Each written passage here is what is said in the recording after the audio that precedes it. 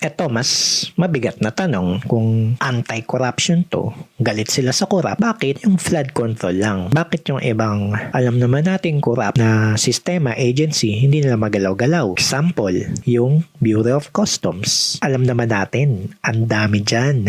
So, pinili nila ang flood control instead ng ibang corruption sa ibang agency kasi from their point of view, hindi lahat ng problema kailangan mong galawin. Lalo na yung mga issue na mahirap kontrolin. So, let's compare ng flood control compare sa customs. For example, flood control is project-based, may contract, may paper trails, may mga discrete actors yan, yung mga project manager, mga contractor, DPWH, blah blah blah. Madaling i-contain yung investigation, may mga political actors na madaling palitan. Limited lang yung magiging epekto sa ekonomiya. While sa customs, network-based yan. Sala-salabat yan. Tuloy-tuloy ang operation and madaming overlap sa political, businesses, enforcement. So, you have to think of the risk dito, kung anong mga maririsk ba dito kapag nilabas mo ang isang issue. Ang isang risk is yung political layer. Madaming masasabit na kakampi mo, mga patrons, madali itong makakapagpabagsak ng coalition. Isang risk, yung mga business, and yung mga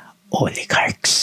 Ayaw ng mga oligarchs paggalaw yung customs. Kasi nga, maapektuhan yung mga business nila, yung mga pinagkakakitaan nila. Siyempre, may epekto din sa economy kasi yung supply chain maapektuhan din. You need to disrupt the whole system kung gusto mong galawin tong customs. So, ano yung pinagkaiba ng risk ng pag-expose ng flood control sa pag-expose ng customs? Sa flood control kasi, kaya mong i-control yung scope kung ano lang maapektuhan. Kaya mo control din kung sino lang yung magiging accountable.